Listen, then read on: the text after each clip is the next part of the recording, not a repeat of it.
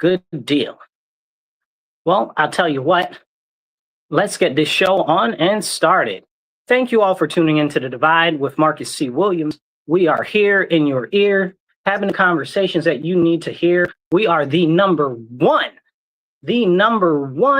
conservative talk show in upstate New York. Let's make it all of New York. Tell your friends to tune in, tell your friends to subscribe, tell everybody and anybody. Now, please make sure if you're watching us online that you share this out. If you're watching us on X, share this out. It only takes 2 seconds to retweet and it doesn't cost you a heartbeat. So if you're on Facebook, share it to your groups, your friends, your family, your page, everybody else's page. We've got a lot of stuff going on all over the world, but I want to start off with some local things here. So locally, where I live in upstate New York, in Rochester, New York, don't let North Country catch me saying that it's upstate New York, right? Because they're like, you're not upstate New York, you're Western New York or Finger Lakes. Anyway, whatever they got to say.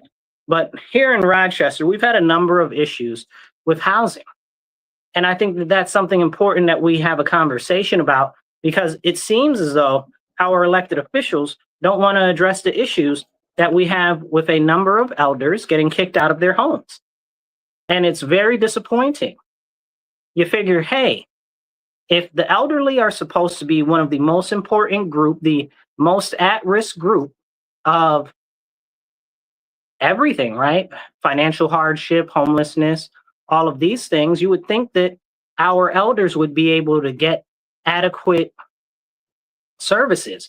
But where I live, a number of different places where the state government has worked with different housing authorities and different housing groups, they're kicking elders out of their homes. And you might say, well, Marcus, that's crazy. How could they be doing that? Well, your question is as good as mine, because apparently, according to the state, the money went out to pay for these, you know? So if the money went out for them to pay for the actual services and the housing for them, how come the housing money didn't make it to the actual people? You guys, I honestly don't know. And there should be some sort of an investigation into that, but nothing is being done. And I couldn't tell you why. It's honestly very frustrating. But I've got some very interesting thoughts on why that may be. For years, I've been working on raising the alarm here in Rochester over the Rochester Housing Authority, not specifically them themselves, even though they've had their own issues. One of my previous, city council quadrant person, Adam McFadden, had a group called Quad A, him and his homeboy, George Moses, and I'm sure it was other people, but they never got indicted over it, were stealing money from the poor people and the kids that they were supposed to be putting housing money aside for. Crazy madness. And now he works at the county. You got to make that make sense to me, because that don't make sense at all. You know what I'm saying? That seems like some serious nepotism right there, or cronyism. I don't even know what you would call it, but it don't seem right after you stealing money from the most at-risk people to get into a position with the county. That sounds wrong. But anyway, that being aside, that's just an example of some of the interesting things that have been going on at RHA. So what's going on at RHA now? Nobody knows. So I've talked about the issues with the money for the housing projects that they're supposed to be, I guess, giving to the housing projects or receiving from these people that are getting money from the state, which honestly, that doesn't make much sense to me. Because if you're getting money, right, why doesn't the money go directly to the people that it's supposed to go to? And I'm not talking about it going to the individual elders that are in these different housing complexes. I'm talking about if RHA owns the housing complex, how come the money's not going to them? If it's supposed to go to a property management firm, how come the money's not going directly to them? How come there are these third parties that are getting money from the state instead of the money going directly to the people who need it most?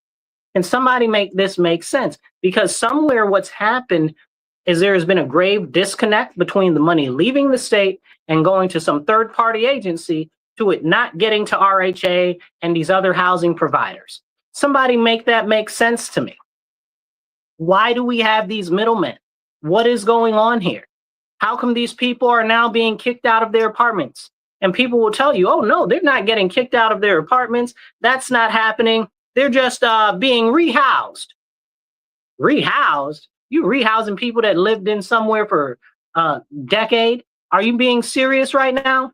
You're rehousing elders and putting them out of their homes because somebody else stole money that should have been there for all intents and purposes? How does that happen?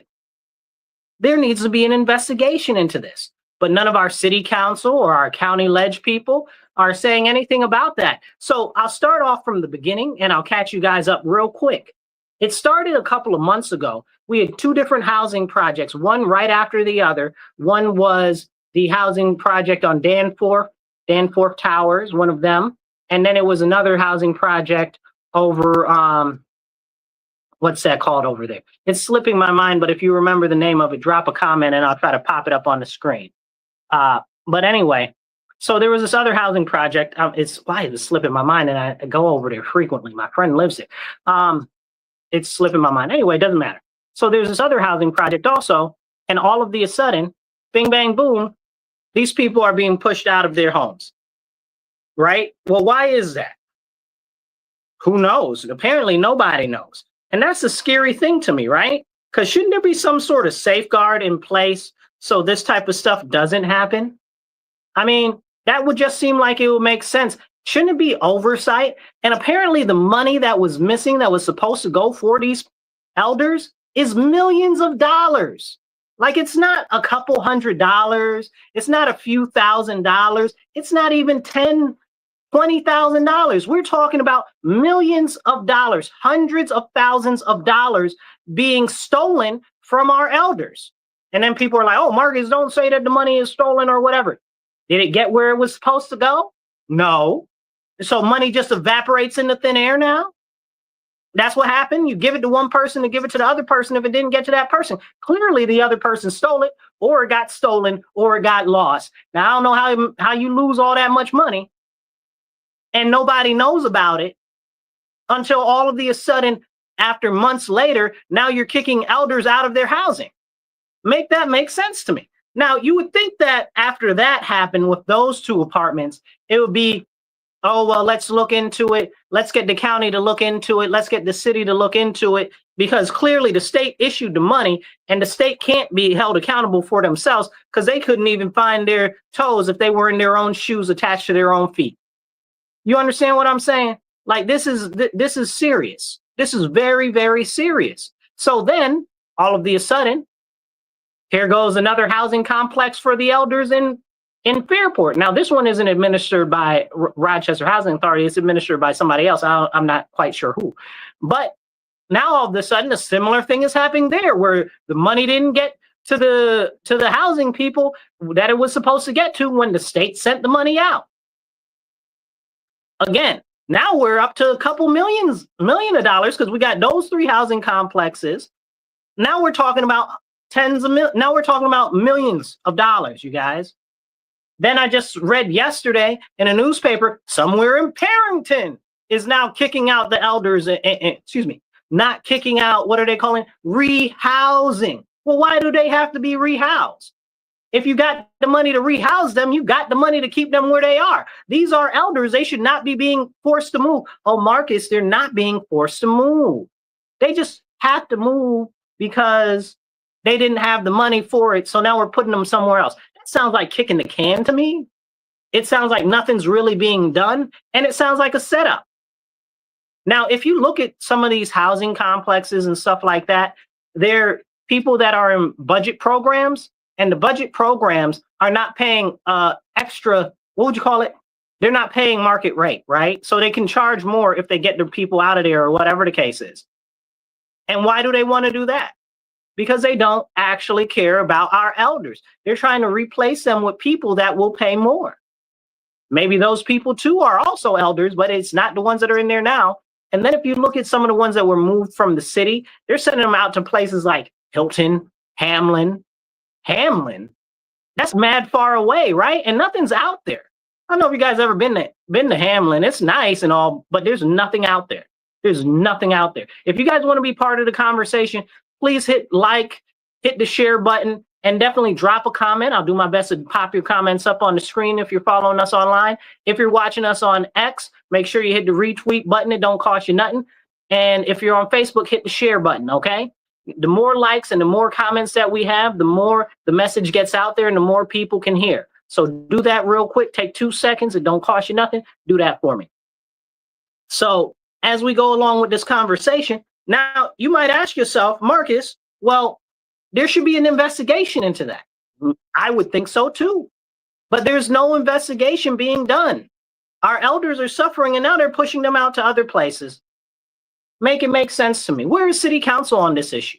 Why isn't city council demanding that there's an investigation done? Why aren't they doing their own investigation? Shouldn't corporate counsel be getting involved? It sounds like somebody might need a lawsuit there. Like there needs to be a firm investigation into that. And then again, if the money is supposed to come from the state to RHA or to these other housing providers through a third party, which again, that doesn't make any sense to me. Okay. Why isn't that happening? Where was the breakdown? Are these people from this third party going to jail? I don't see nothing. I don't even see a state level investigation into these people. Makes you wonder where the money went, right? Drop a comment if you want to be part of this conversation. Because it seems like, and I hate to use the C word, but it seems like corruption. It seems like it looks improprietous. I don't even know if that's how you would say that in that phrasing, but it is today. Improprietous. That's a new word for y'all. Okay, we just made it up today. It looks like there's been impropriety. For real, for real. Where did the money go? Money just disappear and poof into the world. You understand? I'm saying tens of millions of dollars. And there's no oversight for this. Like, now here's my concern, right? My biggest concern is this. If RHA, and this is just an example, right? RHA said this had been going on for months. For months that they hadn't been paid. I can't remember exactly how many months or whatever the case was, but it was months on months. It was like 4, 5, 6 months, something like that. Something crazy, something real out of the way. So the question is, you don't have flags in your system to show you that millions of dollars haven't been, hundreds of thousands of dollars haven't been paid to you? Come on, what are we doing? What are we doing? What are we? I understand. I'm just asking, at what point do you get a flag in your system that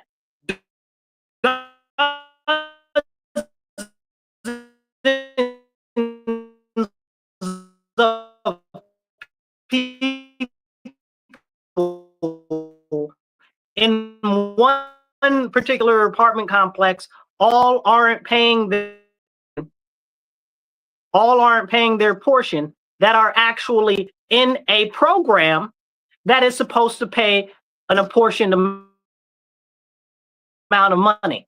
Now, where's the money? This is our taxpayer money. This is money that's coming from the state. Our elders are getting removed from their housing. They're moving them out. Then at Danforth Towers, they said, oh, we're not moving them out. And then all of a sudden they're like, oh yeah, everybody's got to get moved out because there are health issues on this floor, this one floor where all of the people are living that are in this one program that haven't paid in this one program. All of a sudden, that sounds kind of crazy to me, especially come to find out that y'all just did some inspections there some months ago. So all of a sudden now there's a health, well, what's the health risk? What's the issue? Is there no issue in the rest of the building that you have to kick everybody out for?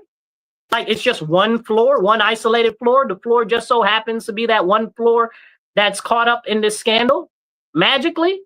How does that work? Make it make sense to me, y'all. Hit the like button, hit the share button, hit a heart, drop a heart. Even if you guys aren't going to comment like that, just drop a comment in the comments with a thumbs up or, hey, I'm listening, or an American flag. Show me some love because I love y'all. Now, let's get into some other stuff. You know, we just had a very serious election here, and I'm running for city council this November. I'll be on the ballot on the conservative line, and anybody can vote for me, no matter whether they're Democrat, Independent, Republican, whatever. It doesn't matter. You can all vote for me. But here's the deal. Very few people came out and voted. Now, why would you see that as being an issue? Well, it's very simple. We got like less than 10% of the people deciding what all the elections are and who gets in what offices. That's a very strong concern. That's a very strong concern. It baffles me, but it also doesn't, because I'm fed up.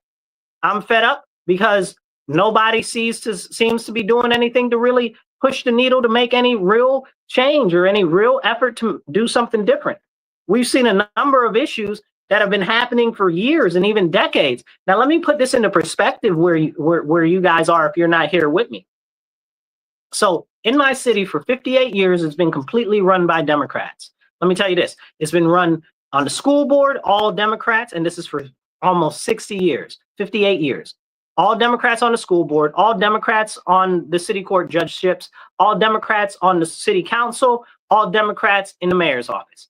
For 60 years, 58 years, for 60 years, all completely run by Democrats. Not one Republican in office, but we've got one of the highest poverty rates in the nation. We've got one of the lowest school proficiency rates in the nation. We've got one of the highest youth homelessness rates in the nation. And we've got a very high per capita missing youth ratio. And we can't even talk about that, but that makes too much like right. So why are none of these issues getting addressed? These are things that you have to ask yourself. And if the Democrats are the answer for 60 years they've been in office, how come it's not solved yet? Things have only got worse under their leadership. Now, that's not a slam against people who are registered Democrats, but that goes to show you, look at these Democrat elected officials. No matter who's in office, they might change the nameplate, but the party still owns the office and they're not doing right by you. That's it. Boom. That's it. It is what it is. That's a fact. So I encourage you this year in November, shameless plug, vote Marcus C. Williams for Rochester City Council, November 4th. Okay. And if you want to pitch in or volunteer or donate, go to my website, Marcus4Rochester.com. That's Marcus4Rochester.com if you want to pitch in or learn more about my campaign and help me get the message out. But going back to our city council and people not voting, people are so sick and tired of being sick and tired. Nobody wants to get out and vote. And it's sad, right? It's very sad. But they're like, nothing changes. Nothing I do matters when it comes to voting. And that's not true, you guys. Your vote desperately matters now more than ever. I'll tell you this. On the election cycle for the city council and the primaries this year for the Democrats, an open socialist won the most votes. Why is that? Not because they're the most popular, but because their people were the only ones to galvanize to get out to vote for her. That's a problem. That's a problem. An open socialist. Now, here's the deal, right? All things being equal, if somebody's new in their office, I'm like, okay, well, whatever. You know, they're in office. Let's see what they do, right? But this lady's been in office for 4 years. For 4 years. And she hasn't done a lick of spit. Not a lick of spit. Where is the legislation? Where is the policy? Everything that she's supported, I'm using air quotes, supported, okay? You got to really wonder if she actually supported it or not, or if it just sounded good and fit a way for her to try to push her agenda. Hey, you know, but asking serious questions are too much like right. But anyway, the only real things that have been pushed have been things like the, what do you call it? The, oh my goodness, housing, what is it called? Anyway, the, what is it? What is it called? It's slipping my mind, but essentially good cause eviction. That's what it is. But the state already has good cause eviction. The state's been pushing that in the state assembly for some time, right? And they're pushing good cause eviction in Rochester, in our city, like it's a solution. It's not a solution. It's a lie. Well, Marcus, if good cause eviction is supposed to be good for us, it's going to help a lot of people. No, it won't. No, it won't.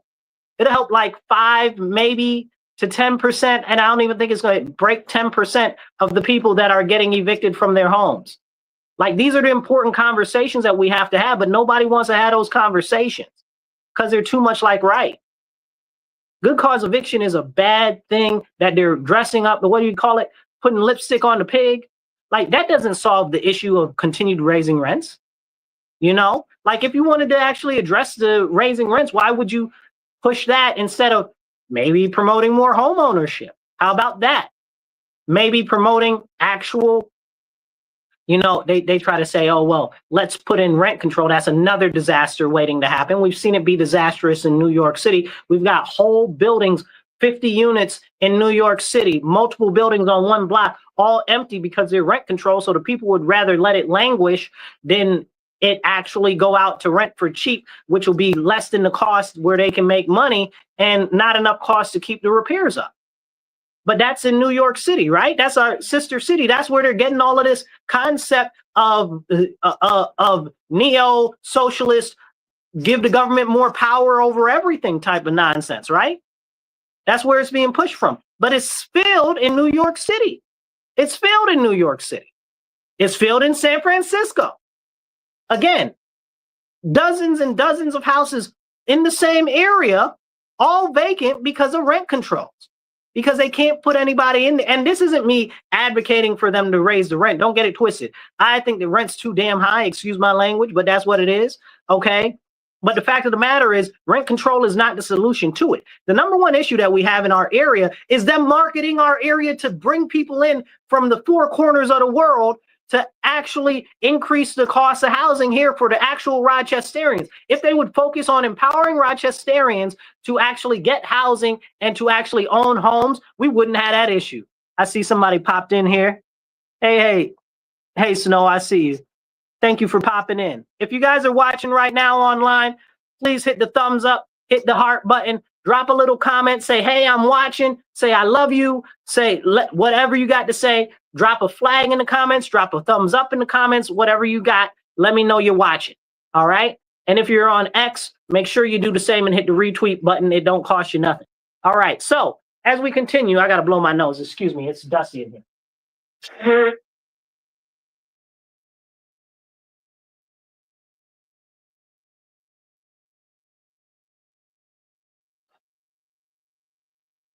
But anyway, talking about this issue with the housing, you'd think that they would actually do something to make it so that the housing was more affordable, like stop marketing our city as the bestest place in the whole world to be, and everybody that's not from here should move here.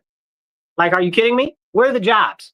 Where are the jobs? You're trying to market everybody to come here. Do you know in the city of Rochester, they were giving $15,000 for anybody to move to Rochester, and they'll give you $15,000 if you're working remotely, not even working a job in our community.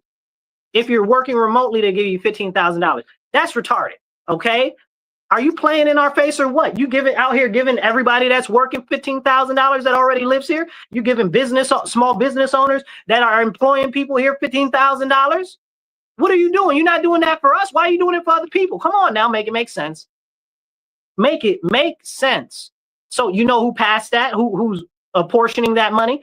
She is. Stanley Martin. She's okay with that. Why is that okay for them, Stanley?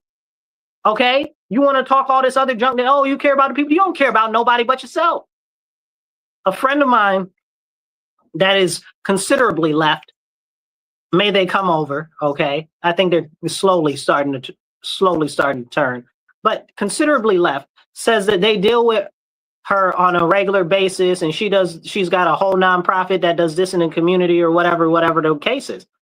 I said, I don't see this work being done, but regardless, that's not the point. The point is, what is she doing from her position, right?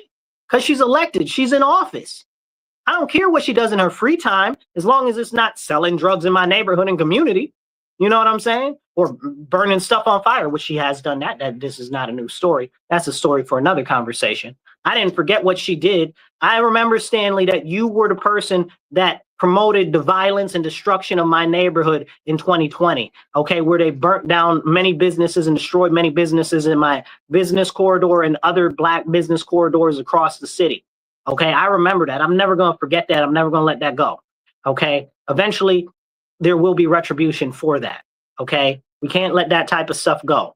She cost many people their livelihoods and all types of stuff, and it's not okay. But back to what I'm saying is she's been in office for 4 years. What has been done? And this is the problem that we have on every single level of government, y'all. Every single level of government, okay? Once people are in office, you have to hold them accountable. They can't just tell you pretty stuff and whisper sugar into your ear and stuff like that. Like, no, they need to actually be doing stuff. The other issue that we have that's very big is people don't know what the various parts of government do. And I try to tell people all the time, the only thing that city council does, I had this conversation with some vets on a veterans issue the other day. The only thing that city council does is they apportion the budget and write the budget, and they make local legislation and policies. That's what they do. That's their job. So when we have an issue that's related to that, that's who we need to be addressing for that. But if we have an issue for, let's say, a departmental issue, we need to be going to the mayor. The mayor is in control of the departments here. That's how it works for the mayor. The mayor is essentially the chief executive of the city. He runs the different departments. City council is like the board of directors. They make all of the policies and stuff like that. Okay, that's and that's not a perfect analogy, but essentially that's how it works. So drop a comment, say hey, say what's up. I see another comment coming in here. Let's see. David says, hi, keep enlightening us on important topics. I appreciate you, David. I'm doing what I can to keep you guys up to date and up to speed on what's going on both here and across the world. Please, you guys, if you can, please donate to the show. We're working to raise $20 to $25 to $50 an episode so that we can pay for more airtime, because airtime's not free. And eventually, Lord willing, we start getting enough funds circulating in here and maybe more sponsors so we can add another day to our show. You can do it on Cash App, $MW Real, the number one, that's $MW Real 1 on Cash App, or you can donate on PayPal or Venmo, and that's at Marcus C. Williams. Please donate today, whether it's $10, $25, $50, whatever you can do. All of it helps us get more airtime and get the word out to more people. So let's get back to this. And this is what the real issue is. If we are not taking our issues to the right level of government, we won't see the issues that we want to address. And that goes back to what I was saying. A lot of people right now are feeling like they never see the issues addressed, that they want to get addressed and nothing ever changes. Well, it's not the problem that it can't change. It's one, a lot of these politicians don't care until it's election time. Then they try to act like, oh, well, we're doing something now. That's how we got the Police Accountability Board, which was a ridiculous thing. Now, that's not to say that the concept of holding the police accountable is ridiculous. It's just saying the implementation of the Police Accountability Board was a fiasco from the beginning, because all it was about currying votes. It wasn't about actual actionable items for the citizens to deliver what you're trying to tell them that you're going to give. You know what I'm saying? That's that type of stuff that's very, very frustrating. Very frustrating. And as we continue, I got to do this little spot real quick. Thank you for tuning into WRFZ 106.3. You're listening to The Divide with Marcus C. Williams. We're here from 2:30 to 4 p.m. every Monday. Make sure you tune in, hit like, hit share, hit subscribe, get this message out there. Hit retweet if you're on X. Okay, let's get back into it. Drop a comment. Okay, drop a comment. I'll pop your comment up.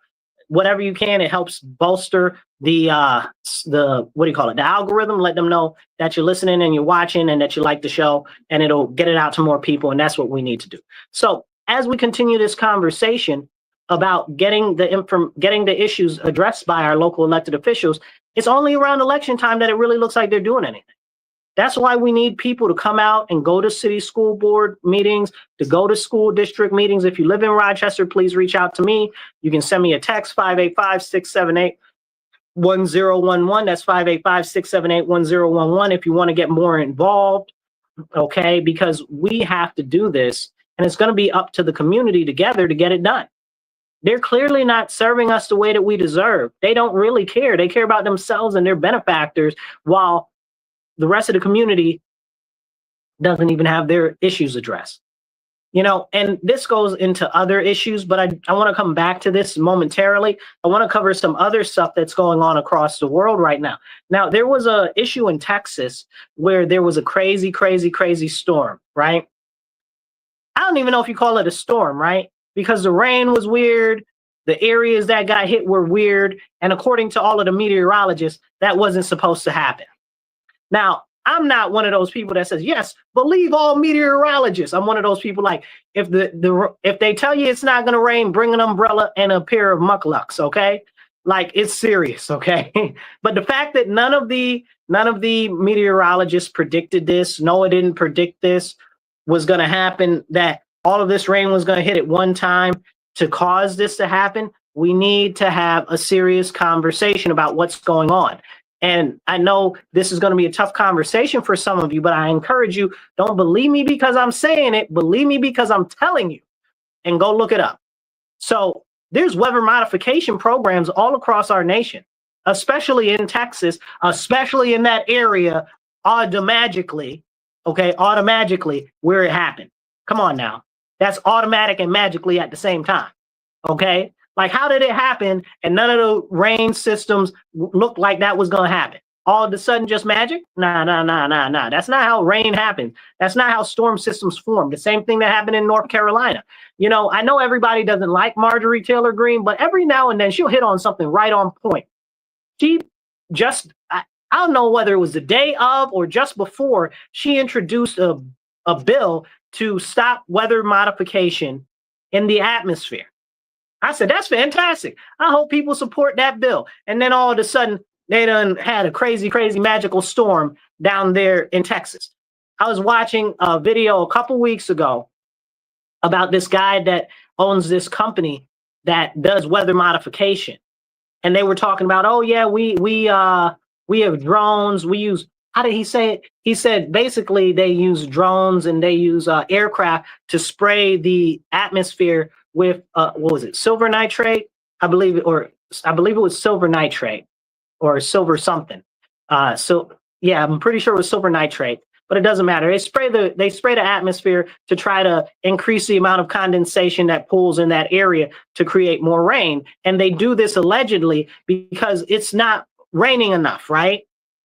Now, okay, that sounds good, but if you're trying to make more rain, that means that hinders rain from going in other places and the atmosphere from doing what it's supposed to do. So really, you're messing something else up somewhere else down the chain that you're trying to say is helping right now an immediate area. But this is what happens. This is this issue with delayed gratification that we have in our society now. Everybody wants a solution now. But now is not always the best solution. And doing stuff to the environment has never been the key to actually seeing positive results in human history, right? Like, we've seen this play before. It never ends well. And now when we look into it, if you look into the weather modification and stuff like this, they've been doing it since 1943. They've got patents in the office of Congress, in the patent office, okay, Library of Congress. You can go look up that they've been doing this stuff since 1943 on the books. The military's been doing it. They had the Department of, oh my goodness. There's a department in Texas. I don't know if they still have it, but they had it at least up to last year. And essentially, they're the Department for Weather Modification. Like, they have an actual department that does that. Florida just passed a bill the other day where they said that they're preventing any weather modification where they are. And that's very serious because we don't want that in our atmosphere. And it goes along with the fact that people like Bill Gates are like, yeah, we're going to block out the sun. Now, it's crazy because the guy that I told you does the weather modification, okay, and I was watching the interview with him, he was saying, well, we do the cloud seeding and the stuff like that, but we don't agree with the people that are trying to block out the sun because that is something that we don't have a lot of information on or whatever, and we don't know if it'll work very good or whatever, what it'll do and what its effects are to the environment and all of this and all of that. He was saying that, and he's already playing in the atmosphere like he ain't got no business. So that was very interesting to me. But we know as a fact, and again, don't believe me because I'm saying it, believe me because I'm telling you, and go look it up. So in England, they've already passed a bill a couple years ago, maybe 2 years now, maybe a year and a half, where they can actually go out and they can do this weather modification on a large scale. China's experimenting with it. It's crazy that we just had that crazy torrential rainstorm when China just released documentation saying that they have an army of drones that can do weather modification over an area of over, I'm trying to figure out my conversions here, but it's like over 500 square miles, right? Like a 500 square mile range that China has enough drones that they can do in their program to do that. It's crazy to me. It's crazy to me. I see we got a couple of comments here. Let's pop some of these comments up. Dave, I see you. And David, I see you too. David, let's see what you got. David says, I'm Jeffrey McClaris, brother. He knows you. Oh, David, thank you so much. I appreciate that. Tell him, send my love. I love you guys. I appreciate you, David. Thank you. Thank you. Okay, let's see. We got another comment. That was David. Now we got Dave. Dave, thank you for tuning in. Dave says 10/25/2000. The Gone Red Alert 2 was released. On one of the super weapons was weather machine the US faction could research. So is that a game, David? That's a game. David says that's a game. So he says that's a game. But yeah, that's a video game. You know how they talk about predictive, what is it called? Predictive programming. That's what it is. It's already in existence. It's been in existence. And it's crazy because going back to the testimony of the guy that does the weather modification, I wish I could remember his name. He was talking about how they use the stuff that they spray in the air with radar, combined with radar. Combined with radar? He said it was combined with radar to make it rain. That was crazy to me.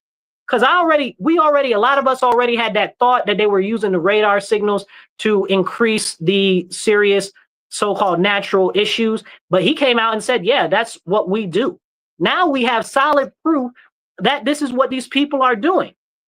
And I'm not saying that they're bad as individuals, but if this is a private company doing this, how many more could benefit if there were natural disasters? How many more could be able to use it if that's one private company? And that's not even like a DARPA company. DARPA is like the private defense secret black box projects that the government and the military have.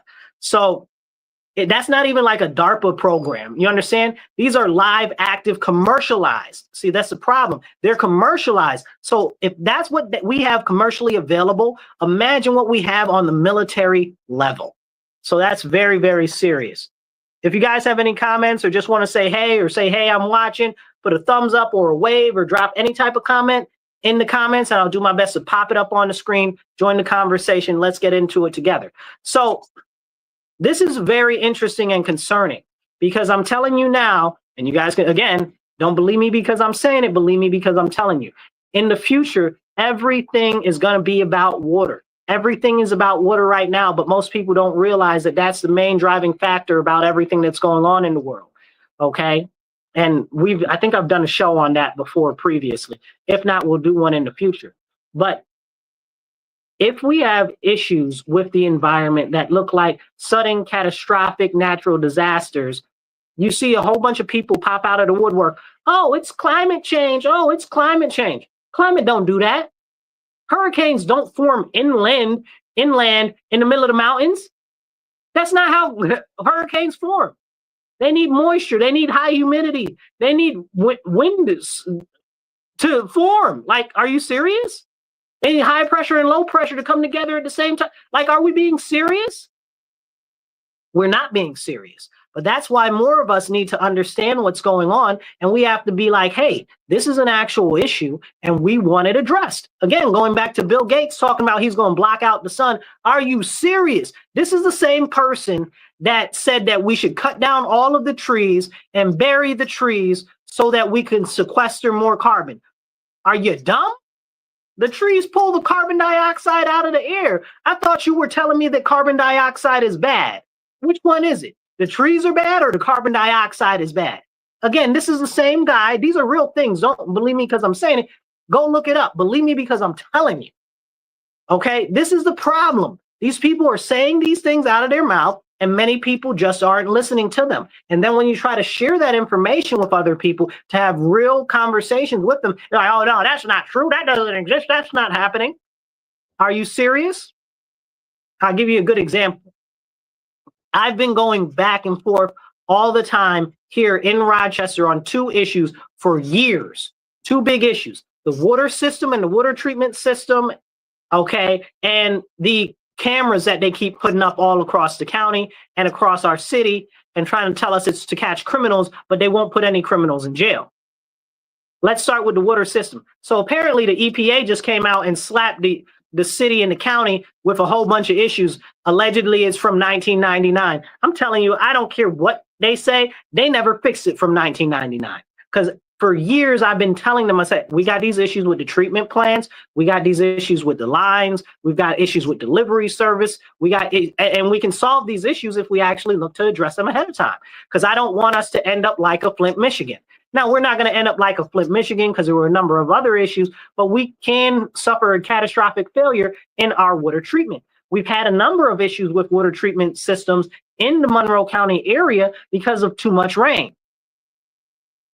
Far be it for me to say that I told you so, but I'm saying these are things that I brought attention to before. But people are like, that's not happening, that's not a thing. Well, clearly it is. Clearly it is. And then they're like, oh, well, our water is so awesome here. It's so great. The water is great here. It's fine. We don't have any problems. I said, okay, well, the water is so great compared to what? Compared to what the water is so great? And they'll say, oh, well, the water is so great compared to all of these terrible places. I don't want the water ranked on all of the terrible places. I want the water ranked on the best places. Who's got the best water and how do we compare to them? That's what I want it ranked on. Don't tell me we're the best of the worst. Like, that sounds crazy to me.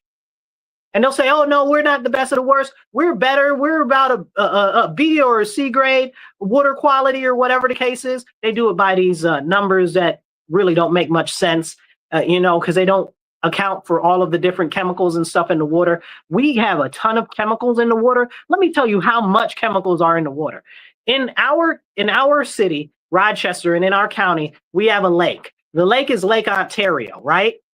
So the Department of Environmental Services used to they issue warnings on how much fish you can eat out of the lake or whatever the case is. They said you can only eat one fish a year out of the lake. Out of the lake, you can only eat one fish a year. And just the other year, I think it was 4 or 5 years ago, they just changed it. Now you can eat 2 fish out of the lake. You mean you're drawing water from out of the lake and I can only eat 2 fishes out there? Well, Marcus, we get a lot of the water from the different, what do you call it? Aquifers and water sources. We've got one that's the Hemlock, the Hemlock, what do you call it? Aquifer? I think it's an aquifer. The Hemlock Aquifer, or whatever the case is. Y'all know that's up here, what it is. Y'all look it up, you know what I'm talking about.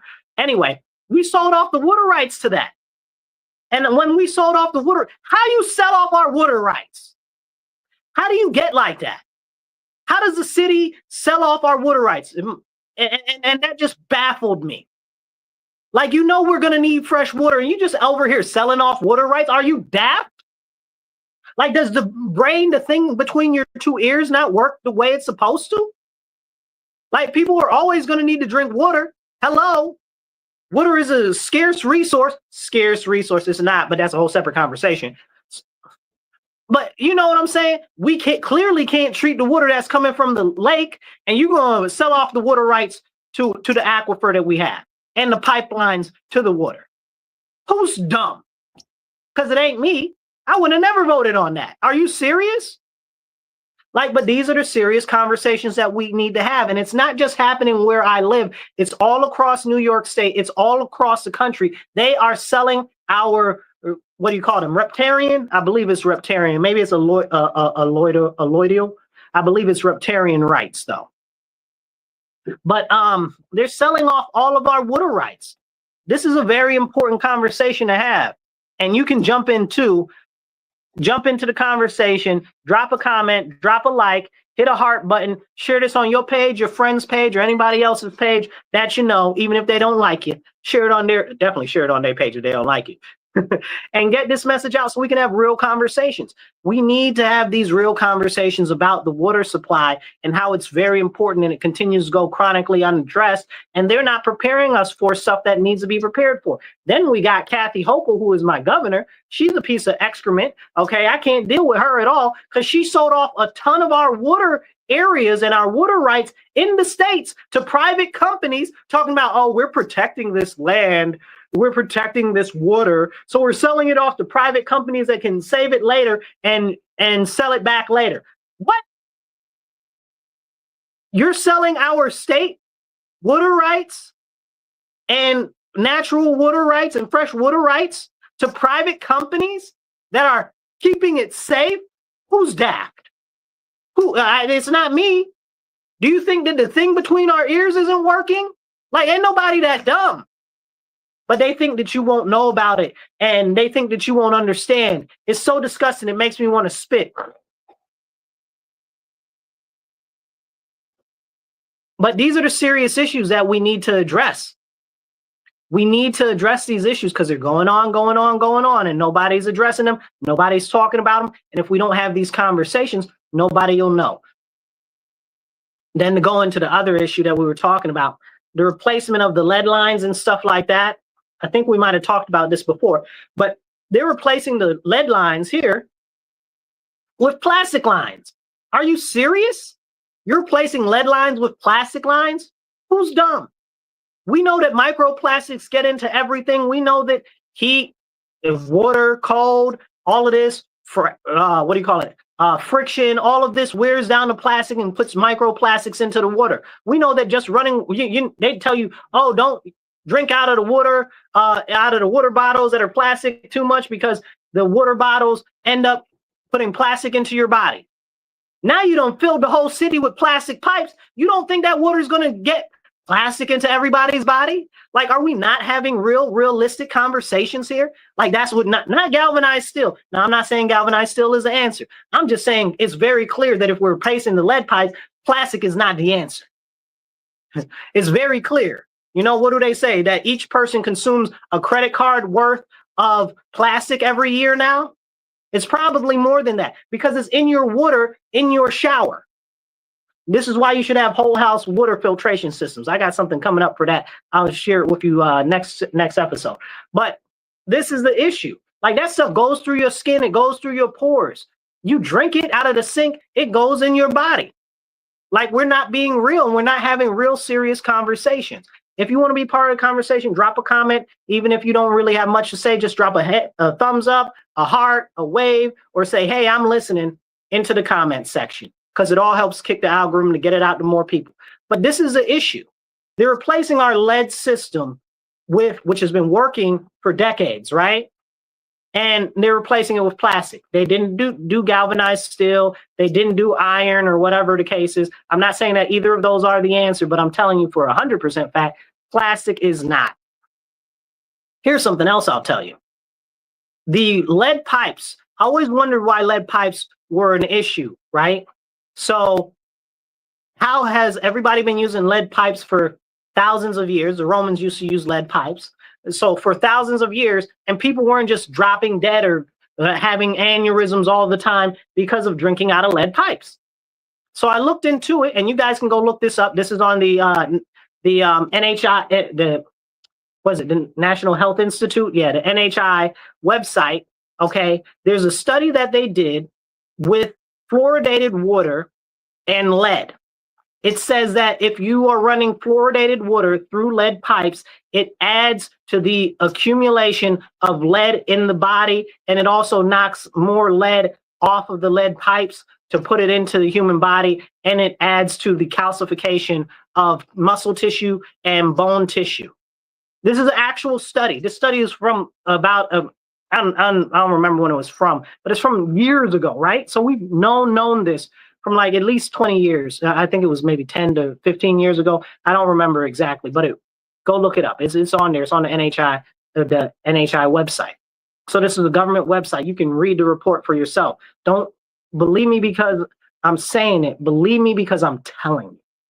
Okay? So this is very, very important. And it said that essentially It's not the lead pipes that are the problem. It's the fluoridation in the water. And I'm like, well, hold up now. Lead poisoning has only really been an issue in the last couple of decades. Well, when did we start putting fluoride in the water? Ever since we started putting fluoride in the water, the uptick in lead issues has become greater and greater. So somebody's got to make that make sense to me. Then I have a better question, like that water goes back down the drain, and most of the water that goes down the drain here in our area goes right out into the lake. You know, they've got these signs up all around, be a H2O hero, don't pour antifreeze and stuff down the drain because it'll go right into the river and poison the river and poison the lake. Well, wait a second.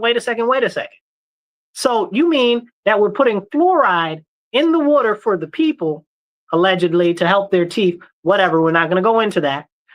But what does that fluoride do to the fishes? What does that do to the phytoplankton and the zooplankton in the water? What does that do to the other animals in nature? Can we have an environmental impact study done on that? Do we have any studies done on that? Because I think we need to have the studies done on that. Then they're like, oh, well, everything's fine with the water. It's clearly not.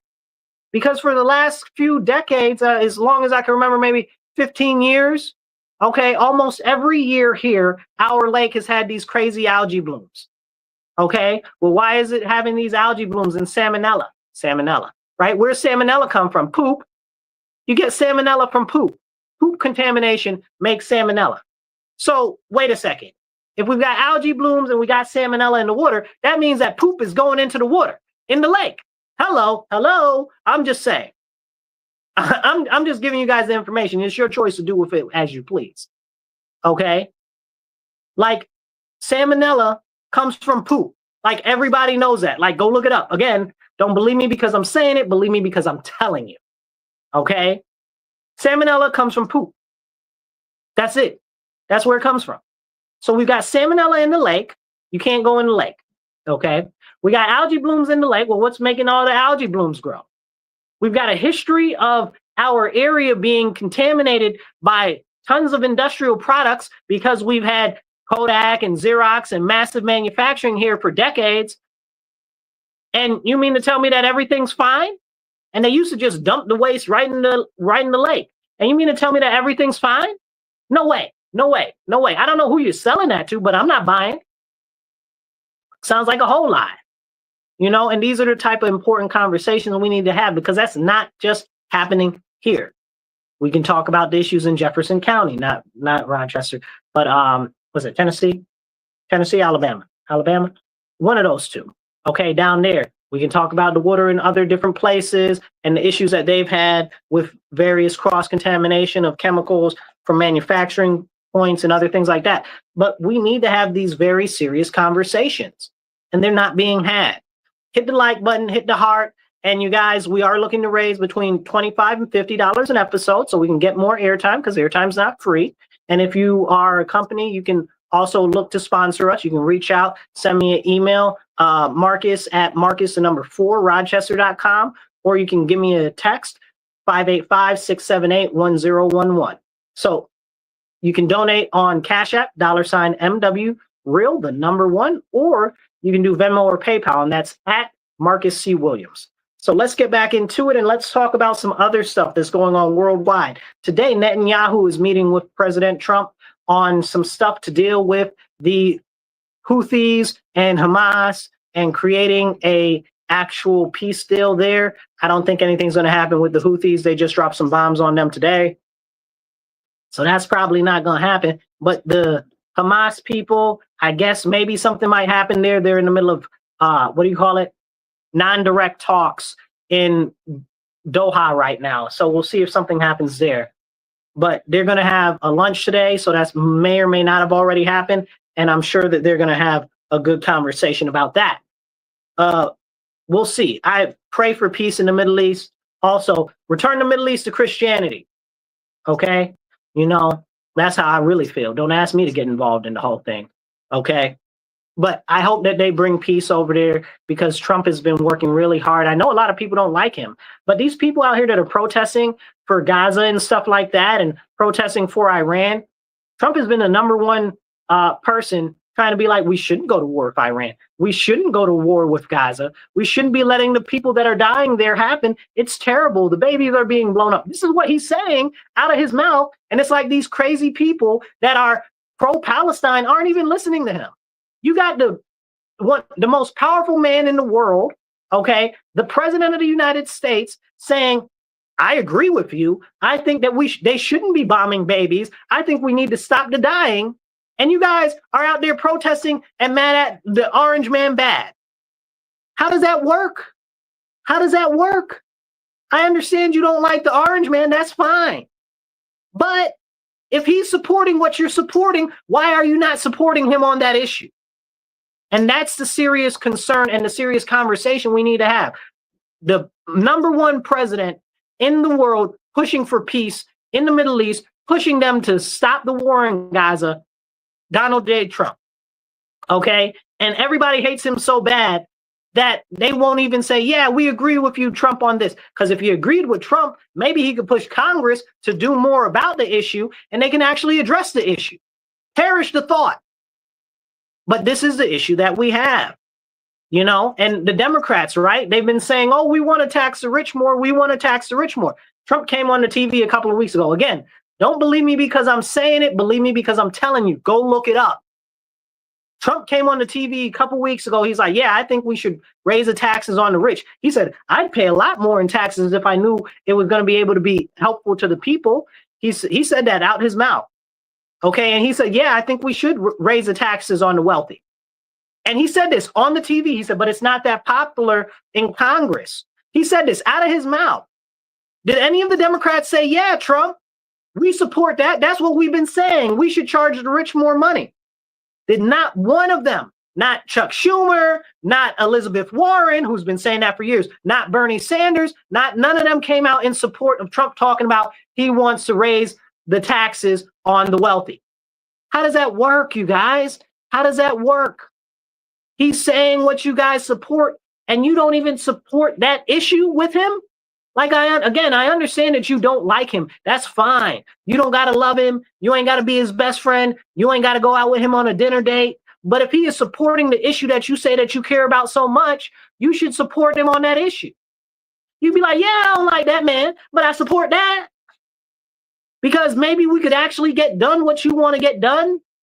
If you're in alignment with what he's saying, you said you want to tax the rich. He wants to tax the rich. You said you want peace in Palestine and you want them to be able to have their own area. That's their own place. And Trump said he wants peace in Palestine. He wants them to have their own area. That's their own place. Y'all not listening because y'all deaf because you hate the orange man so bad. And again, that's fine if you don't like the orange man. Orange man bad, I get it. But when he is saying that he supports the issues that you're saying you support, you need to support those issues. Okay? Otherwise, it's just lip service. That's a big, big issue. That's a big, big issue. It's crazy to me. It's absolutely insane. You know, and I understand people don't like him. That's fine. But when he's supporting the issues that you say that you care about, hello? I mean, it seems simple to me. Drop a comment, drop a heart, hit the share button, get this message out to more people. We need to have more people being part of this conversation and hearing these conversations, okay? Drop a comment, say, hey, I'm listening, or give me a thumbs up, or whatever the case is. Let me know you're out there because it helps kick the algorithm to get it out to more people. So now we've got a number of other issues going on across the world right now. So apparently, the U.S. is going to remove HTS, which used to be part of ISIS, who is now taking over control in Syria and is slaughtering Christians. The U.S. is going to remove them from the list of foreign terrorist organizations. Absolutely not. I don't care if Trump had them in the White House. Absolutely not. They are terrorists that are over there massacring Christians. Ain't no way that you remove them off the terrorist group list when they are actively part of ISIS. No way. No way. And nobody that's Christian, I don't care how much you support Trump or don't support Trump, should support these people being taken off of the terrorist list. That's not cool. They've slaughtered, since the last couple of weeks they've been in power, they've slaughtered almost 30,000 Christians. We gonna talk about that? Have you seen that in the news? No. No. And speaking about the deaths of Christians, let's hop back over to the US and go back to talk about Texas for a second. There was a all-girls Christian school camp there, and apparently the girls' camp got washed away, like 34 girls were missing or something like that. Terrible tragedy. But there were people online, and you can go see this stuff right now, that are like, oh, they're racist because they didn't have any black people there, and they didn't even have a token Asian there. And these are all these pictures from this camp, and they deserve what they get, and that's what they get because they're racist. I said, excuse me. Excuse me? That's a terrible thing to say. You believe that these little girls, right, deserve to die because you think that the camp is racist because they didn't have any black people there, or they didn't have any Asian people there? Let's be real. How many black people live in that area? I don't know, but I guarantee you it's not a lot. I guarantee you it's not a lot. You know what else I guarantee you? I guarantee you that a lot of black people in the area probably don't know about that camp. Now, I'm not defending them because maybe they might be, I don't know, maybe they might be exclusionistic. But I know camps that are all black. So explain it to me like I'm 5. You understand what I'm saying?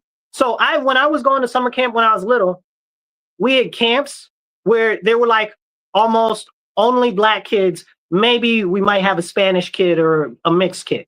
You understand what I'm saying? Are those racist camps? How do you know that this is a racist camp? What do you have to justify that other than you didn't see any black people in pictures? Nobody's come to me with any evidence to actually say that. That's a terrible thing to say. How you get like that? How you get like that and then call yourself an American and say, because even if it is, right? Why would you put that on the children? Make it make sense. Make it make sense. And then it's like 70 other people died in the area. So is that because they're racist too? How does that even work? How can you say something like that?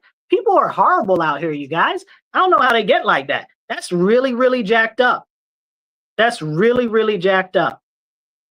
So it's sad. It's really, really, really sad. And I hope that those people come to Jesus, because we need to pray for them people out there saying crazy stuff like that on the internet. That's not right. That's not righteous. And that's downright demonic, honestly, for all intents and purposes. Now, as to another thing right there with that specific topic, pray for all of the people down there that are still missing. May they be found alive.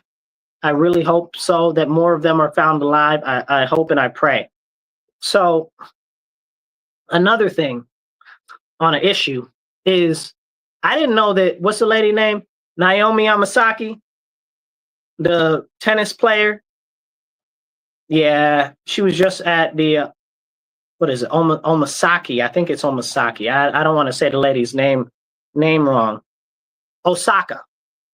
First off, I didn't know that she had a kid. I did not know that I didn't know that she had a child. So apparently she's playing tennis and she didn't win, right? And people are online. This is crazy to me, you guys. People are online attacking Naomi Osaka, talking about, oh, well, you didn't win because you had a baby. You should have had an abortion. Holy moly. How can you say something like that out your mouth? Like, who are these people? Somebody pray for these people, because they need Jesus, okay?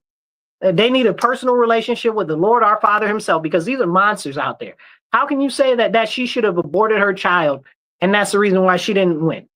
Who knows why she didn't win? Maybe her shoelace was not tight. Maybe she didn't drink enough water. Maybe she was having a bad day. Maybe, I don't know what happened. Maybe she's on her period. Who knows? It could be any number of issues. Maybe the other players were just better at that time. They were playing on grass. Maybe she's not used to playing on grass. But you say that, oh, she should have had an abortion and she would have won if she didn't have a 2-year-old child? Monsters. Monsters walk among us, people. Monsters, real live monsters. How can these people be on the internet saying stuff like this, making videos about this? And they call this feminism and supporting females? What is that? That's not any of that. That's evil. That's absolutely evil and diabolical, you know? Hit the like button, hit the heart, drop a comment, be part of the conversation. I'll try to pop your your comment up on screen. And even if you just want to say, hey, I'm listening or I'm watching, drop a thumbs up or say, hey, in the comments, just say, hey, even if you just say, hey, let me know you're watching or I'm watching, drop an American flag or a heart or whatever.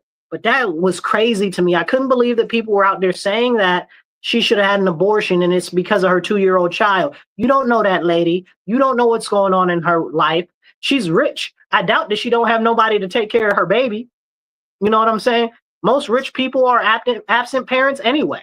I'm not saying that that's her, but I am saying that I'm sure that that was not the number one issue with her in life. So also, I don't like to play tennis on grass either. That's crazy. Even though that's traditionally how you play it, you know? I'd need cleats if I was playing. Can you wear cleats if you play tennis on grass? I don't know. But let's jump into some more stuff in the US that's less evil, but also probably the same. So Elon Musk is saying that, oh, because of Trump's big, beautiful bill and how he's mad at that, which is suspect. I've been warning people about him from the beginning. Okay.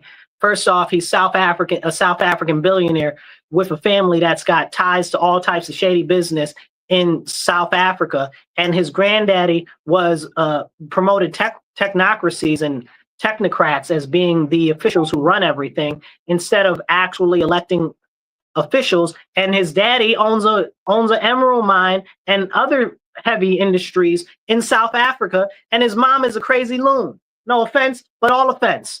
Like these people are monsters, right? Like, and these are the people who raised him, who he came up and under. So I don't expect him to be much different from the rest, right? Like what they say, the apple don't fall far from the tree. He can just hide it a little bit better. And honestly, he doesn't even really hide it. And I know a lot of people are infatuated with him right now. I'm telling you, that dude ain't good. Okay, go watch his speech to the what do you call it? Not the World Trade Conference. What's the other one? The World Economic Forum. Go watch his speech at the World Economic Forum a couple of years ago. Okay. He said, I'm not saying, and I'm paraphrasing, he said, I'm not saying like the rest of you are saying that we should kill all of the people off. We should just kill some of the people off and save some of the other ones because we're going to need a group of survivors just in case something else goes wrong. And I'm like, what? And he's talking about all the people on the earth because that's what they want to do. They out here talking about that they want to eliminate the carbon. You're the carbon that they want to eliminate. You got to understand what's really going on and what's being pushed. There are people that are far more evil and far more nefarious that walk this earth and walk this planet that are in very serious positions of power and finance. You got to understand they don't care about any of us. We're so far beneath them. Okay, if you're not part of one of their official bloodlines on the top of the podium, okay, they don't want nothing to do with you. They don't care nothing about you. And this is something serious we have to look into. But anyway, Elon Musk is like, oh, well, we're going to start a third party. We're going to call it the America Party. Is the America Party going to be like the National Party in South Africa? You guys, if you don't know what the National Party in South Africa is, essentially it's the National Socialist German Workers' Party, but for South Africa. Also look at all of the National Socialists that moved to South Africa after World War II and during World War II. Okay, like this is something that's very important that not enough people talk about. Look at what the National Party did in South Africa. Okay, again, this is who his people are. They're Mr. Mustachios. Okay, because apparently I can't say Mr. Mustachio's name or they'll pull my videos. So, but y'all know who Mr. Mustachio is. Okay, like this is the people that he comes from. There's no way. Y'all shouldn't trust him, not even a little bit. Okay, I'm telling you ahead of time. Don't say I didn't warn you. And again, don't believe me because I'm saying it. Go look it up and please watch his speech from the World Economic Forum from a couple years ago where he said that crazy stuff I just was talking about. Okay, like you guys have to read between the lines and actually listen to these people when they're talking. This is something very, very important. I've heard before that they have to tell you what they're going to do before they do it. That's how evil operates. So, I mean, they're out there telling you what's going on. So we need to really be paying attention to what's happening and what's being done. Now, with him forming this new America Party, I really hope that it's not like the National Party or like the National Socialist German Workers' Party, but I guarantee you that that's what it's going to do. I guarantee you it's going to push technocracy. I guarantee you it's going to push an agenda from a South African who's not even really American, who probably honestly shouldn't have been here to begin with because he is not on the right paperwork and went outside of his visa. Okay? Like, these are the conversations that we really need to have. Then all of his friends, the PayPal mafia, all of them people are doing real devious things in our country and sponsoring massive surveillance and trying to push us to digital currency. Look up Palantir, okay? And all of this other stuff. Also, maybe invest in Palantir because their stock is looking real good. I don't support nothing that they're doing, but there's a money-making opportunity there. Anyway, now Palantir is supposed to be modernizing the government and trying to integrate all of their software and stuff with the government. Now, the scariest part about Palantir is that they've got this massive algorithm and AI that does predictive analysis that essentially can predict everything about you, okay? And they want to create even further surveillance. So it's not good. It's not safe. I'm not for it. And that doesn't even go into Peter Thiel the way I want to, or David Sachs, right? Or any of the rest of them. And all of these people are South African, by the way. All of them are South African, just a matter of factly. Okay? There's a lot of misrepresentation going on. It's disgusting. It makes me want to spit.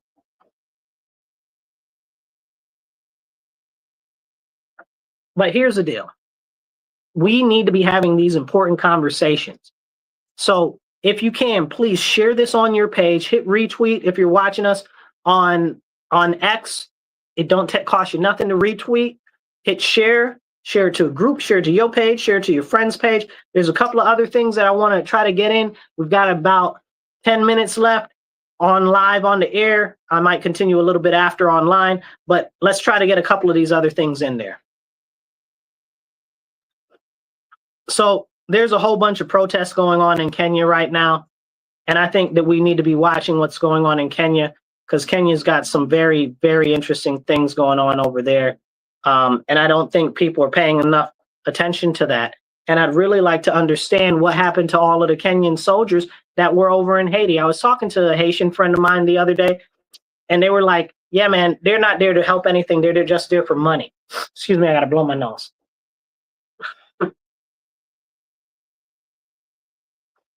Yeah, my Haitian friend was like, they're not over there for nothing. They're not helping doing nothing. They're just there for money.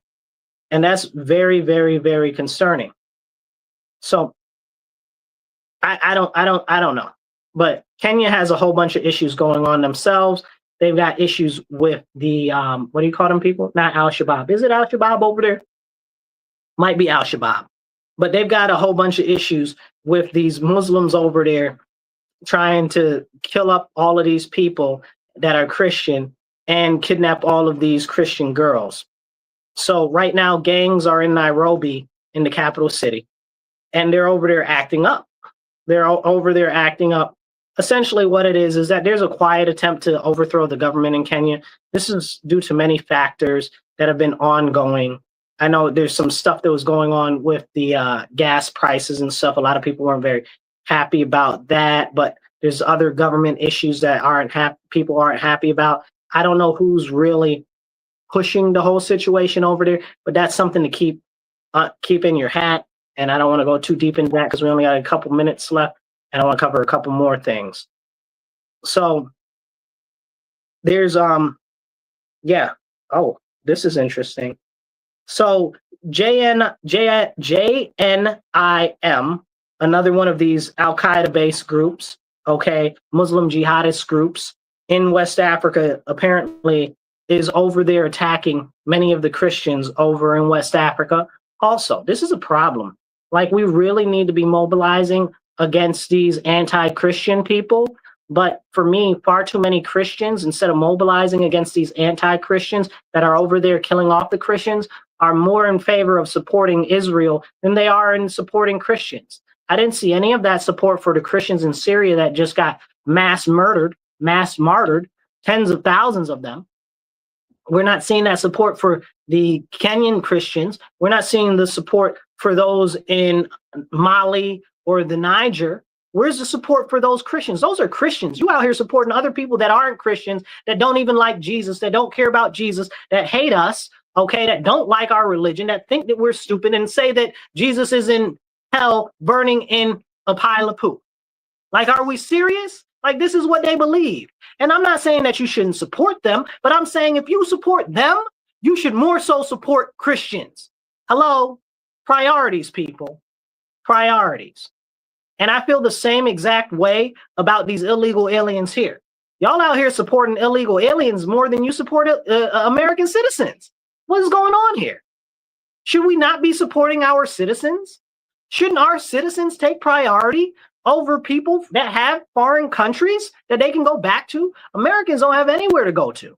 Again, back to the Christian aspect of things. We got Christians that are being martyred across the world. Why are we not supporting the Christians that are being martyred? Why are we not making strikes and attacks en masse on these people? Why are we not doing stuff about that? Why are we not funding the people to fight back against them? Why are we not doing that? But we're all in Israel's ear. Okay, we're all in their bank account. You understand what I'm saying? Like, we're Christians and y'all out here supporting them more than you support, because, and most of this is very important fact, because people be like, oh, anti-Semitic and stuff like that. See, most of these people that are in Israel and stuff like that, they don't practice Judaism. They don't. They're very far left.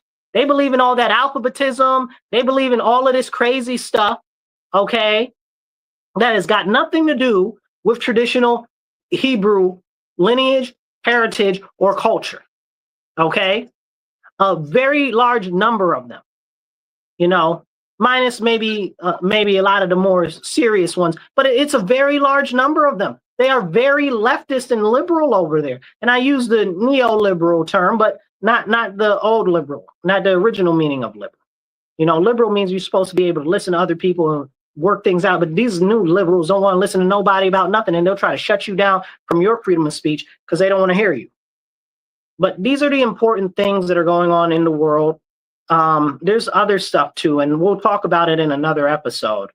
So there's some stuff going on. Australia had this crazy lady that put mushrooms in her father-in-law, mother-in-law, and sister-in-law and brother-in-law's food, and tried to kill them because I guess she's estranged from her husband. I don't know about all of that, but that sounded crazy to me. That's why I don't eat mushrooms. I don't eat mushrooms, y'all. I don't.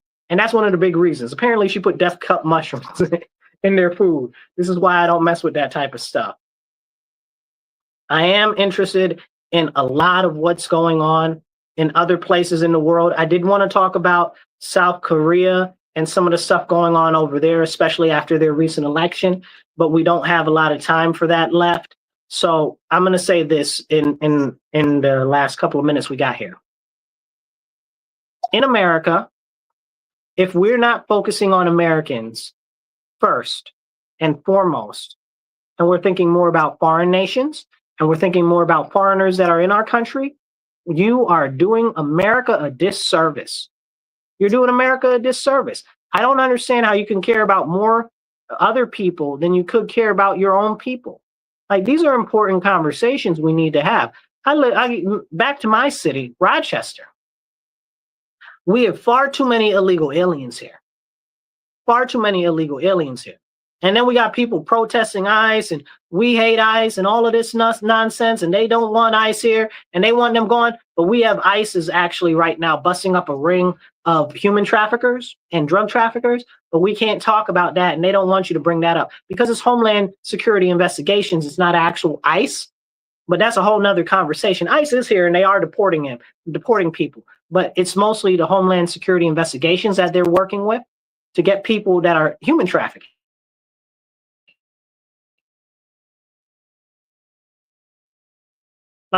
Like, we serious support them in addressing that issue. Do you know how many missing children there were that came across the border? They lost like what was it? It was something like almost 500,000 children, 431,000 children that they just could not account for during the Biden administration. 431,000 people, children, they couldn't account for them. What do you mean? Now, of course, DHS says that they found a lot of them or whatever the case. I don't believe them. I don't believe them at all. Not even a little bit. Because if you lost that many children, you're not about to find that many children. That's not how things work. But they were giving them to people that aren't their relatives. They were giving them to people that were registered child molesters and all types of crazy stuff. So we need to, but this goes to show you the amount of human trafficking that was going on that was completely under the radar that nobody would talk about. These are the important conversations we have to have. And this right here is my biggest pet peeve with the whole, oh, I don't believe in ICE and I don't think we should abolish ICE and all of this stuff, right? Okay, I hear you. But you guys are out here protesting in the street, tearing stuff up and acting a rabid fool. Well, if you care so much about these people, why are you not gathering together and helping them get their paperwork in order or sponsoring them so that they can come into the country legally and all of this stuff? If you really care about these illegal aliens, you should be helping them get their paperwork in order. You're like, oh, well, this guy was here for 20 years. Well, why weren't you helping him get his paperwork in order? All of the sudden you care. And that's the problem. All of the sudden. These people care at the last moment when there's nothing to do. And they only care up to the point where they can do as little amount as possible for these people to actually address their issue. Y'all out here tearing up stuff? How does that help? It doesn't help these people stay in this country. If anything, that galvanizes more people to be against illegal aliens. You understand what I'm saying? People that even might have supported say, hey, well, maybe we need to figure out a way to integrate them into society and get them more in line with stuff. But no, they don't do that. They don't help get lawyers to work on the documentation to help these people stay. Why is that? Because they don't really care. They don't. They say they care about illegal aliens, but they don't care about them. Because if they did, they'd sponsor them and help them get their paperwork in order to stay here. Even they'd create networks where they can go back to their own country. They can support them from here in their own country and then bring them back here legally. They've got the self-deportation thing. So let them self-deport, help sponsor them down there to get them back over here legally. Okay, there is a means and a ways to do it, but you don't want to do that. So you don't really want to help. So I want to thank you guys. If you're online, stay tuned. I'm going to keep going. But if you're listening to us on the radio, we got to get ready to cut out of here. So I appreciate you for tuning in to The Divide. This is WRFZ 106.3 Rochester Free Radio. And make sure you share this with your friends, your family, your enemies, and everybody. We are the #1 conservative talk show in Western New York. Let's make us #1 in the whole state. Share this on your friends. Share this with your enemies. Share this with the people down the street. Tell them to tune in on Mondays, every Monday, 2:30 to 4 p.m. and get this message out there. And if you're not online on our YouTube yet, go to the Marcus C. Williams channel and subscribe. All right, you guys be blessed and be well. And remember, stand up, speak up, and don't shut up. Take action. If you're online, we're going to continue for a couple moments here. All right, you guys, we're ending that off there. So, yeah, so this is a serious issue that we have. And I don't get it, you guys. If they claim that they care about these illegal aliens, why aren't they doing anything for them the way that they need? Help them get their paperwork and stuff in order so that they can stay or that they can go and come back. They don't really care. And this goes into other aspects of many other things. They say they care about the poor, right? Okay. So what are you doing for the poor? You're throwing money into these, goes back to the beginning of the show when I'm talking about money going to third party causes and stuff and not ever getting to the people where it's supposed to go. You say you care about these people that are poor, but we get, I think last year, our area spent something like $33 or $35 million on poverty, and poverty went up. Make it make sense to me. And they'll say, oh, no, poverty is down 1 or 2%. I think they said 3%. Oh, no, poverty is down a little bit. For $33 million, it's down 3%. Shut your face. You know what I'm saying? So you're not really doing anything. You're not really doing anything. That's not an effective use of funds. Like, are we being real serious right now? Like you're spending millions and millions, tens of millions of dollars talking about you're addressing poverty. Where's the money? Where'd it go? Who's getting the money? It's being spent on administration. How come it's not getting to the people on the ground? This also goes to talking about, oh, well, we care about Black people. Do you? What are you doing for Black communities, right? Like you care about Black people so much, right? What are you doing for Black communities? I see that there's supposed to be money going to different places and it just never seems to get to the ground, to the people that are really affected and impacted. The most work that I see done by people in those type of communities are grassroots initiatives that aren't really getting any funding from the government. So where's the money? These are these things that I have questions about, and you need to question people's intentions when they say something out of their mouth or they say that they care and then they're not actually living up to their caring thing when they're either throwing money away or they're in office. So if they're in office, they need to be held accountable. If they're getting money, they need to be held accountable. These are very serious things. You look at the school district right now, right? The school district in Rochester, New York, and gets $1.1 billion. And I've got friends in Baltimore. Baltimore is a similar problem. Okay, we spend like $42,000 a year on children. Okay, it's absolutely obscene. You could send them all to Harvard and get money back. You know what I'm saying? We can call in the Montessori people and have them develop a whole curriculum for everybody to attend. You know what I'm saying? Like they really not spending wisely. I don't know where all the money going, but clearly it's not right. But this goes again, this is the accountability. Where is the accountability from the parents, from the families, from the people, from these stakeholders in the community for these issues? School board going to tell us that they care about the children, but the kids can't read, can't write. And we spending the most money out of the whole country on them. Actually, we're the number 2, number 3 most money spenders behind Washington, D.C. and Baltimore. Okay. And we shift with Baltimore every now and then. Okay. So, but this is crazy. This is absolutely crazy. Again, it goes back to holding people accountable that are in office. If they tell you that they care, you need to be seeing these results, especially if they're talking about they're going to put tax money to it. That is your money. That money could be money that stays in your pocket. I don't believe in property taxes. If you bought it, you shouldn't be paying property taxes on it. I don't believe in, what do you call it?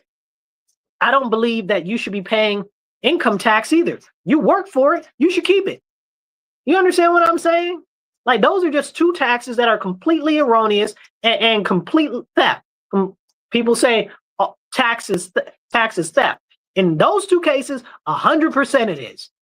100%. Because how you going to make money and then the government going to be like, give me your money or you going to jail or I'm going to find you more money if you don't give me your money.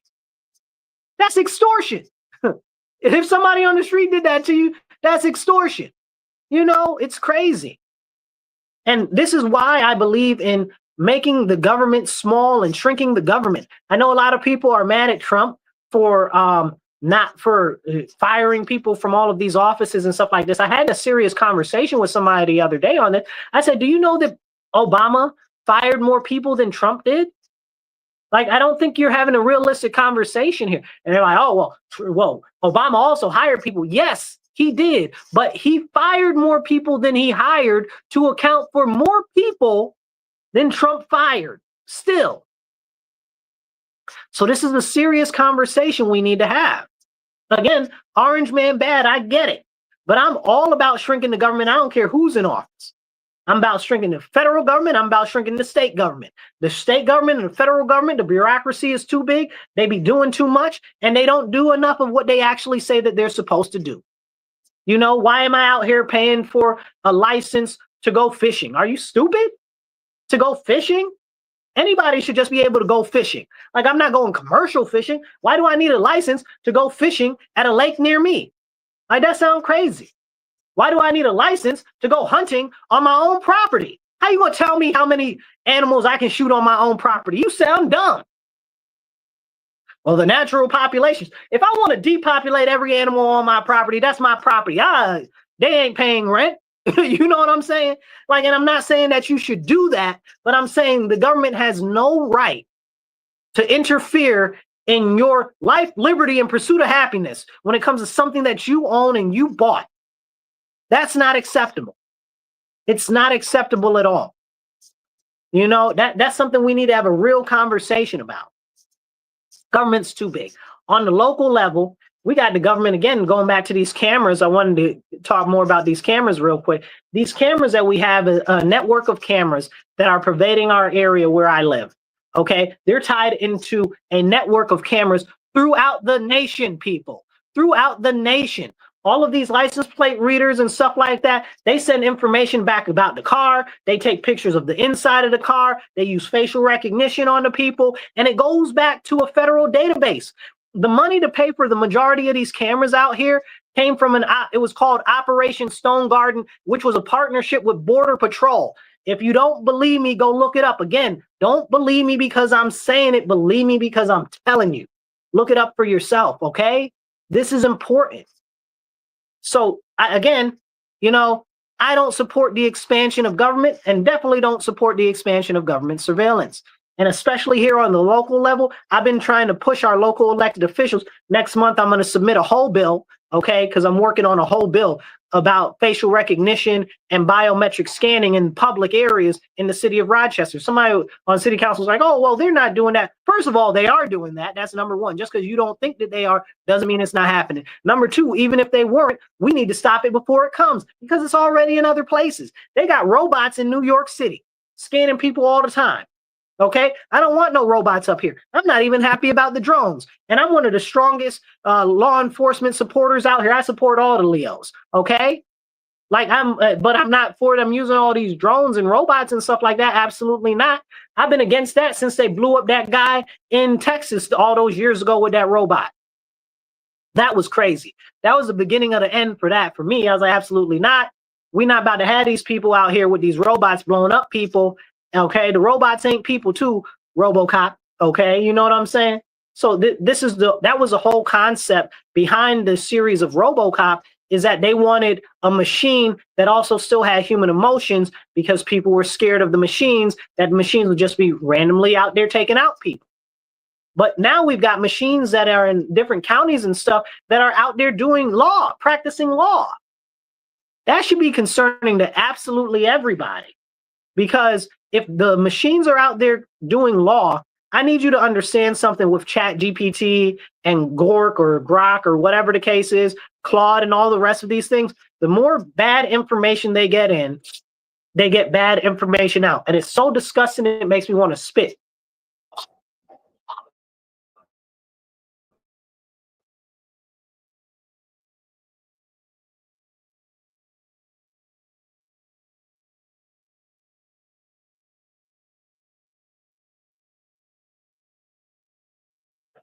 Come on, that's a whole adage from programming anyway. Garbage in equals garbage out. Like, and if all of these people are putting in all of these false comments or false information on the internet, that's what these machines are sourcing for their information. So I'll give you an example for Grok and for Chat GPT. I wanted to ask it about the big beautiful bill the other day, and I'll talk about this. I'm going to do a whole nother video. So if you're following me right now, please subscribe to my YouTube. Go to my YouTube if you're not on YouTube right now. The Marcus C. Williams channel, subscribe to my YouTube channel. And if you're watching me on whatever platform you are, follow me there or subscribe there also. But I'm going to do a thing on the big beautiful bill coming up soon. I see somebody says something. So yeah, so watch me there. And I'm going to do a whole little video on the big beautiful bill. But I asked it some questions about the big beautiful bill because I wanted to see what it was going to say. So what I got was a whole bunch of regurgitation of talking points that were coming from the Democrats that are in office. Okay. So I said, hold on now. I know these things are not true. Let me ask better, more pointed questions and more in-depth questions. So I asked it more questions and more questions and more questions until we finally got down to the accurate information. Now, why was it giving inaccurate information at first? Well, because it sources it from all of this material that it gets online. So all these chat bots, all of these people that are in these media mills that keep reciting the same thing over and over and over again. The more you repeat a lie, the closer to truth it gets to being. Okay. People's minds. That's a very serious thing, and that's what's happening right now. So these AI machines and stuff like that, they're getting all of this information offline and ask questions. Okay, far too many people are depending on it for the first answers that they get, and they're not asking enough information to actually get enough information. And this is something we need to talk about, because what would you call it? Prompt programming. It's not really prompt programming. It's called something else. But the prompts that you give it are, in fact, the answers that you're going to get out. So you need to be very, very specific. Even if it takes you a while to talk to it, or it takes you a while to enter in the text that you want to search up, give it full, serious, hard questions. Because if you don't, it's going to give you faulty information. Let me see. Somebody says, Get a Rope says, AI lies intentionally. Now, this is an important thing, because I've seen AI lie intentionally, or AI will get lazy. You'll be working with the AI and it just starts spouting off stuff. And I'm like, well, this has nothing to do with any of the stuff that we've been working on or that we've been doing. Why would you say something like that? Why would you even structure it like that? Why would you do that? It just says whatever it feels like. And then it's like, then you tell it, say, hey, that ain't right, what you just said. And you need to go look back over what you just wrote. And you need to output the right way in the correct form, or whatever the case is, right? I'm just condensing it. And it'll say, oh, yeah, I see, I did that wrong. I shouldn't have done it like that, or whatever the case is. Well, hold up now. You know that you did it wrong. Why did you do it wrong in the first place, AI? Why didn't you do it right in the first place? Because it felt like it. My prompts didn't change. You have all the history of the information of the conversation that we've had. All of the prompt engineering that I've done is correct. You just decided to pull that out of nowhere and do it the way that you wanted to, the way that you felt like it, even though I told you multiple times, don't do it that way, do it this way. So why does it do it? Again, this gentleman says AI lies intentionally. It's 100% true. And that's why we need to understand how these machines are starting to come up and change the way that we function as a society. Whoever's programming them, wherever they're sourcing their information from, it's going to give them serious bias. And then these things are smart. What, you think they dumb?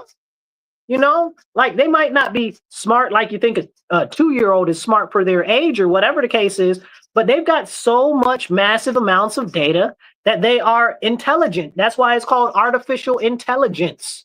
You know, you can call it machine learning or whatever the case is, because depending on some of the AI, it's not actual AI. It might be general intelligence, which is coming, allegedly. It's all general intelligence, if you ask me. I got a lot to say about it. But some of it's actually machine learning. But a lot of what's happening is it's getting information in to cultivate and curate what it wants you to do. And if you ask it certain questions, say, hey, I want you to, hold on, Get a Rope says something else. The machine is having fun. That's true. But if you ask it certain questions, like, it'll be like, I can't answer that question. You ask it, well, if China, go try this example. Ask different AI simulations. Ask it, what are the negatives to China and the Chinese regime targeting the fallen Dafa people? You know what I'm saying? Or China targeting the people in Tiananmen Square. You ask certain questions like that, it won't answer your question. You tell it, oh, well, make a case for, and this is I'm just spitting out stuff, right? You just say, make a case for Mr. Mustachio being right about what he was doing. Defend Mr. Mustachio. It won't do it. So now we have to start asking questions. If it won't do that for certain things, well, what else is it being programmed to do or not to do?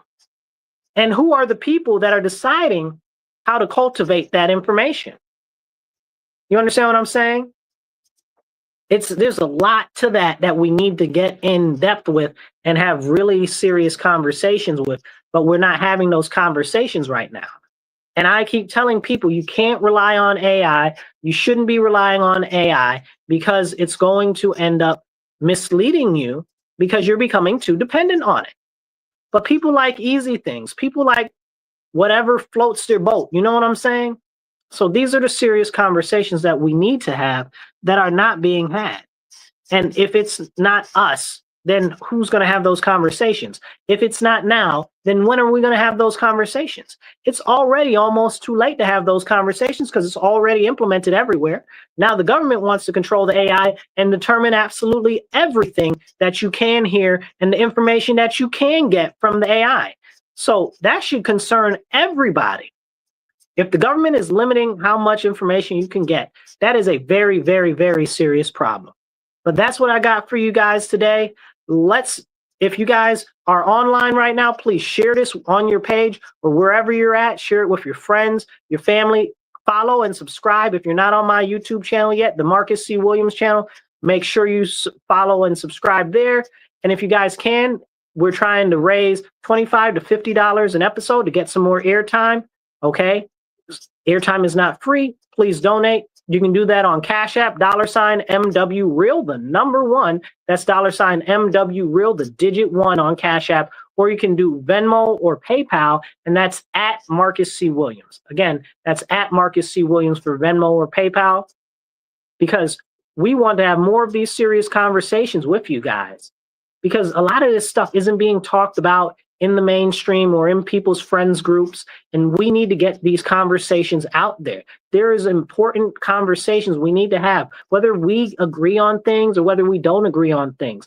Our country is so divided right now on everything that we can't even have serious, real conversations. These people out there, they call themselves liberals or progressives right now. They're not liberal at all, because a liberal means that there's discourse between you and people that you don't agree with. So that's not liberal. I call them neoliberals, or majority of them are leftists, you know, but they're not listening to anybody. And I can say the same thing for certain people on the right as well. Don't get it twisted.